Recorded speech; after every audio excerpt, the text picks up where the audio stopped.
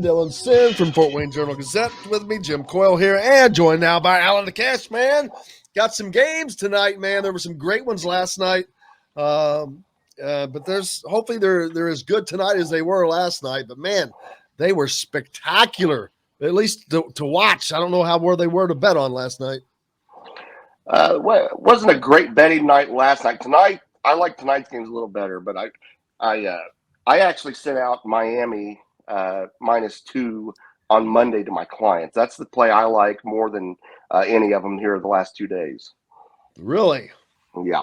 It was just one of those spreads. I think it was off. That's what you're looking for in gambling. You're looking for a line that is just not right. And I don't think Iowa State's wins in this tournament over LSU and Wisconsin were overly impressive for this season. They were, fourth from the bottom in the Big 12. And you look at Miami, they go into the ACC. They were fourth, just behind Duke, Notre Dame, and North Carolina. I just think they're a better team. I think 2 was probably a little too small of a number here.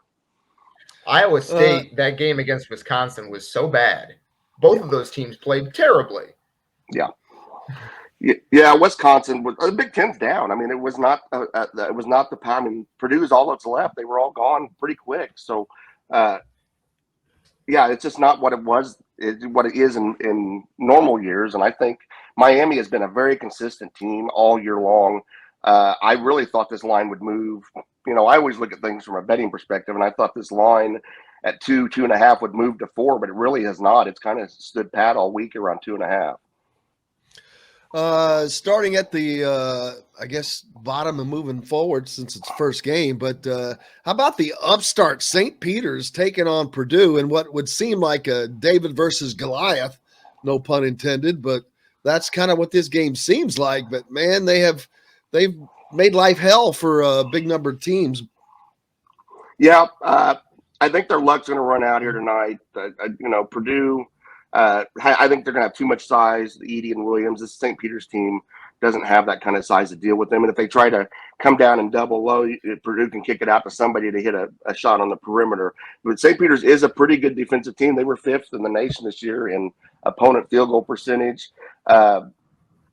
Ivy only took 7 shots in the last game, so I mean he might be due to go off. He had 18 points, but he might be due to go off shooting the ball. And Purdue's biggest problem, I think, is they don't force enough turnovers on defense. They only forced 9.5 turnovers per game this year. That was the 351st worst in the country. Texas in that game against Purdue had just 7 turnovers in that loss, but they only shot 39%. So they were out rebounded 39-27 in that one too. So you look at St. Peter's, they don't have a lot of big scores. Their leading scorer scores 11.4 points per game. So only 2 guys averaging double figures. I think Purdue's going to be too much. The spread's 12.5. That's not something I would bet. I don't bet double-digit point favorites, but I think Purdue probably does win this one going away. Yeah, Dylan, you've been following them all year, and I think that that would be a very tall order for St. Peter's taking on Purdue.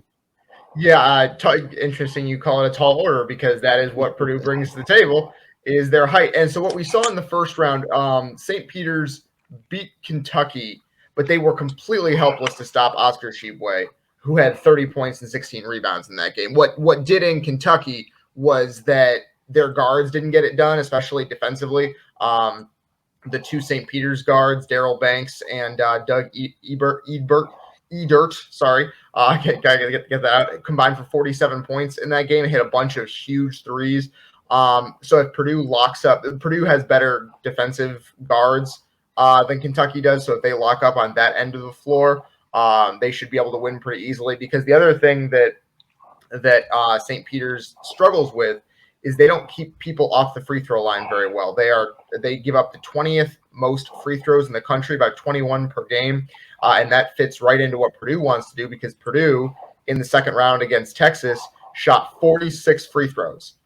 So as long as they don't get some kind of weird ref show where the refs are refusing to call anything, Purdue is going to get to the line a ton in this game. And that creates a very high floor for their performance. Yep, and Purdue needs it. Let's see. Who else we got for? I didn't flipped off of the games. Daggone it.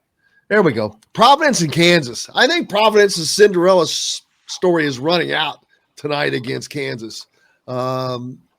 they're just not strong enough offensively for me to take on the Jayhawks. Alan. Yeah, I agree with you there. From a betting perspective, Kansas is 7.5-point favorite. They have been most of the week. The line hasn't moved a whole lot. I lean Kansas in the points here. It's still a little too rich. I'm looking for more of an edge when I'm trying to bet. So if you're going to bet this game, if you're a sports bettor, I would take the approach in this game. Let the game start. See if Providence gets out to an early lead. Then you can live bet this. When the line comes down, maybe you get Kansas at -1, -2, -3. You get a better number here. But I think Kansas is playing really well right now at the right time going into this tournament. It breezed through their conference tournament. You look at Providence, 2 wins in the NCAA tournament, but that's over South Dakota State, who was overmatched. And then they blew out Richmond, who I think kind of ran out of gas. And actually, we're fortunate to get in at all. Dayton's point guard doesn't go down in that end of that first half, and their conference tournament. I think Dayton wins the game, and Richmond is not even in this tournament. So Providence lost by 27 to Creighton in their Big East tournament, and they had 2 games in the last month where they struggled to beat Butler, and Butler was not a very good team this year. So I agree with you. I think Providence luck is about to run out. I would take Kansas tonight. Like I said, I'm not going to bet the game at the start. I'm going to look for a chance to live bet it, but I think Kansas moves on here. We should point out really quick that Providence's second leading scorer is Al Durham, the former Indiana guard, 4 years there. So we do have Indiana representation in the Sweet 16 here tonight. And no offense, but it also makes me wonder, kind of tell me that their luck is running out. And I don't mean that in a negative way towards Al, but that's just not a lot of production there. The next game, however, to me is probably the game of the day, the night, whatever you want to call it, North Carolina and UCLA. North Carolina playing a lot better than they did during the season, and UCLA doing kind of what we expected them to do. Yeah, North Carolina playing as good as anyone right now. I sent it out a couple weeks ago. We have a 90 to 1 odds bet ticket for them to win the national championship. So we're pulling for them. We've got one on Arkansas at 70 to 1. So we're pulling for those 2 teams in this tournament right now. But you think after that 91, that's going to pay you real if that thing hits, baby. Going to pay the bills for a couple months for sure. But North Carolina, after withstanding that furious comeback by Baylor, I really thought they were going to wilt the way they looked. I was really surprised, but I was impressed with how they came out in that overtime and really just went back to playing how they were earlier in the game before the ejection. That really changed, the kind of the second half of that game. But I think North Carolina can handle anything thrown at them right now. I don't think UCLA is playing their best ball right now in this tournament. Sometimes about who's playing the best at the right time, and I don't think anyone is playing better than North Carolina right now. From a betting perspective, Carolina was 2.5-point dogs most of the week. They're down to 2 now, so the line did not move the way I was wanting to. I was hoping that this would get to 3.5. It has not. So I'm not going to bet North Carolina. I'm not taking UCLA either. So if I'm going to bet this game, it's going to be like the Providence-Kansas game. I'm going to live bet it and look to see if maybe UCLA gets out to an early lead and you can get a better number on Carolina as a dog. The other issue with betting on this game, especially, is that we don't really know the status of Jaime Jaquez for UCLA. They say he's optimistic about playing, but if he's not out there, then that makes it much more difficult for the Bruins. Yeah, I read earlier this week that UCLA had 2 different game plans just in case he didn't play, so they don't know for sure yet. Yeah. Then Saturday, man, 2 great games. Villanova and Houston, and Duke and Arkansas. Both the national champion could come out of there easily. Absolutely. Like I said, I don't know who's going to beat Houston right now.